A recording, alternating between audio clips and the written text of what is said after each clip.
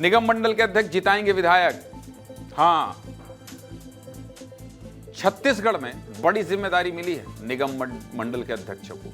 एक पार्ट बड़ी तब बनती है जब वो हमेशा चुनावी मोड में रहती है। चुनाव की तारीखें चाहे जब आ जाएं, एक सजग पार्टी की अपनी रणनीति हमेशा तैयार रखनी पड़ती है, और इस बात को कोई अच्छे से समझता है तो वो है बीजेपी। इसीलिए पिछले विधानसभा चुनाव में जिन सीटों पर बीजेपी को हार मिली थी, उन सभी सीटों पर कब्जा जमाने के लिए बीजेपी ने 2.5 साल पहले ही बड़ी तैयारी शुरू कर दी है। लेकिन इस बार का प्लान अलग है, क्योंकि इस बार फ्रंट लाइन में बड़े चेहरों को नहीं उतारा गया, बल्कि निगम मंडल के पदाधिकारियों को कमान सौंपी गई है। खबर चुनावी गलियारी की है, इसलिए बीजेपी के इस नए मास्टर स्ट्रोक के बारे में बात करना जरूरी है। देखिए, दरअसल बीजेपी अपने मिशन 2028 की तैयारी में जुट गई है और चुनावी चक्रव्यूह में विपक्ष की घेराबंदी मजबूत करने के लिए बीजेपी ने नया हथियार मैदान में उतारा है। और वो हथियार क्या है जानते हैं? बीजेपी ने जीत की जमीन तैयार करने के लिए निगम मंडल और अलग अलग आयोगों के पदाधिकारियों को जिम्मेदारी सौंपी है और विधानसभा की 36 सीटों का प्रभारी नियुक्त किया, जिसका मतलब है कि निगम मंडल और आयोगों के अध्यक्ष और उपाध्यक्ष ही इन सीटों पर जीत की लाइन लेंथ तय करने वाले हैं। और बूथ स्तर से लेकर जिला स्तर तक कार्यकर्ताओं को एकजुट करने और सक्रिय रखने की जिम्मेदारी भी इन्हीं के कंधों पर डाली गई है। और इसके लिए हर बूथ पर 25 लोगों की टीम बनाई जाएगी,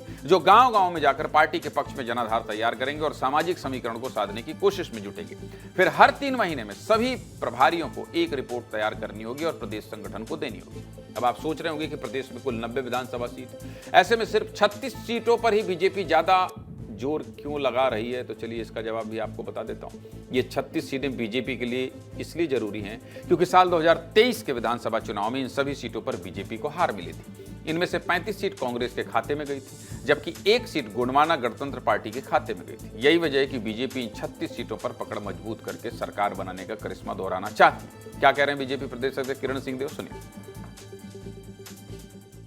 हमारे विधानसभा पूरे 90 विधानसभा के भी प्रभारी तय होते हैं, तो जिन विधानसभा में और हमारे विधायक नहीं है, स्वाभाविक रूप से वहाँ पर विधानसभा के किसी न किसी प्रभारी को नियुक्त करना ही है। निगम मंडल आयोग में भी तो वही लोग हैं जिन्होंने भारतीय जनता पार्टी में पूर्व में बड़े दायित्वों का निर्वहन किया है। कोई प्रदेश में पदाधिकारी रहे, कोई महामंत्री रहे, कोई उपाध्यक्ष रहे, कोई मंत्री रहे।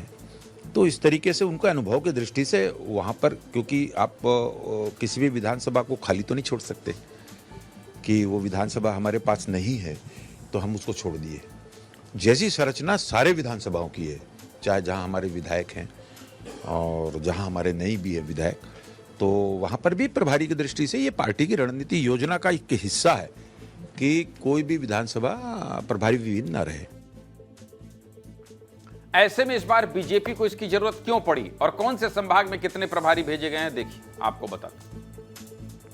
विधानसभा चुनाव में बीजेपी ने शानदार प्रदर्शन करते हुए सत्ता में वापसी की थी और इसके पीछे की बड़ी वजह थी सरगुजा, बस्तर और रायपुर संभाग की कुल 46 सीटें, जहां बीजेपी को 34 सीटें मिली, जबकि कांग्रेस को महज 12 सीट से संतोष करना पड़ा। लेकिन बिलासपुर संभाग में बीजेपी कांग्रेस से पीछे रही और 24 में से महज 10 सीट ही जीत पाई। दूसरी तरफ दुर्ग संभाग में मुकाबला 50-50 पर बैलेंस हो गया, जहां 20 में से 10 सीट बीजेपी और 10 सीट कांग्रेस जीती। ऐसे में पांचों संभाग में कांग्रेस को पीछे छोड़ने के लिए बीजेपी ये प्लान तैयार कर रही है और बिलासपुर संभाग की 14 सीट, दुर्ग संभाग की 10 सीट, रायपुर संभाग की 8 सीट और बस्तर संभाग की 4 सीट पर ये प्रभारी भेजे गए, क्योंकि इन्हीं सीटों पर बीजेपी को मजबूत होना है। जिम्मेदार को लेकर क्या कह रहे हैं निगम मंडल के अध्यक्ष, सुनिए।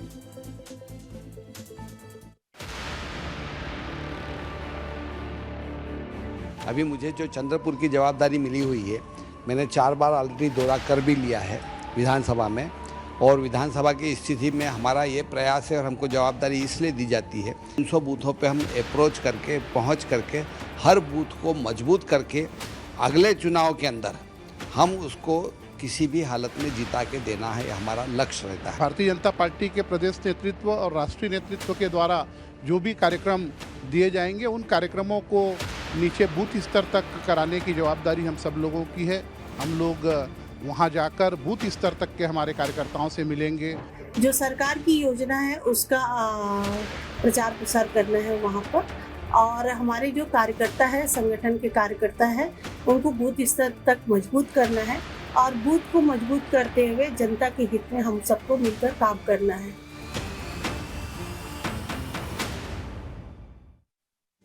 मेरे दिमाग में एक ख्याल आ रहा है, वो ख्याल क्या है मिस्टर रवि मेरी से पूछ रहे थे। रवि, कहीं ऐसा तो नहीं है कि इनको तैयारी के लिए भेजा जा रहा है और इन्हीं को सबको विधायकी टिकट दे दिया जाए? अभी खुराफात ही आया मेरे पास, तुरंत 2 मिनट में खुराफात ये ख्याल आया। क्या लगता है आपको? देखिए, जिन सीटों के बारे में हम चर्चा कर रहे हैं वो 36 सीट जहां पर बीजेपी को हार मिली थी, कांग्रेस को जीत मिली थी और एक गुणवाना गणतंत्र पार्टी को जीत मिली थी।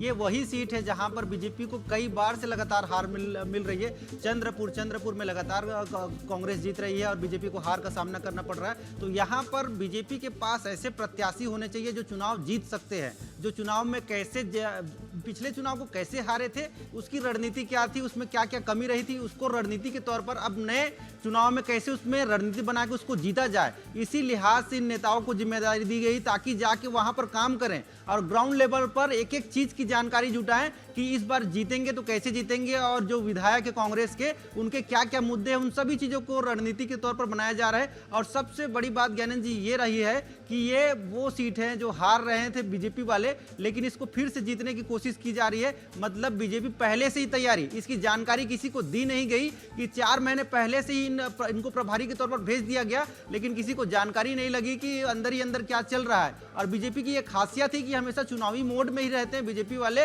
और इस बार भी इन हारी हुई सीटों को जीतने के लिए पहले से ही तैयारी शुरू कर दी गई है। जीती हुई सीट की तो बात कर ही नहीं रहे, हारी हुई सीट की बात कर रहे हैं। मतलब सोच लीजिए कितनी बड़ी तैयारी चल रही है। और शायद लगता है आप जो अनुमान लगा रहे हैं कि इन्हीं जिन निगम मंडल के अध्यक्षों को भेजा गया है उन्हीं को शायद वहां पर टिकट दे दिया जाए, क्योंकि वो लोग मेहनत कर अगर रहे हैं। नहीं भी दिया जाए रवि, सबको अगर नहीं भी दिया 36 को तो 10 को दे दिया जाएगा, 15 को दे दिया जाएगा। इससे परफॉर्मेंस पता चलेगा कि इनकी रिपोर्ट कैसी है, ये कितनी मेहनत कर सकते हैं। ये बहुत बड़ा संकेत है, बहुत अच्छा डिजाइन किया गया है जिसने भी दिमाग लगाया। बहुत बहुत धन्यवाद रवि।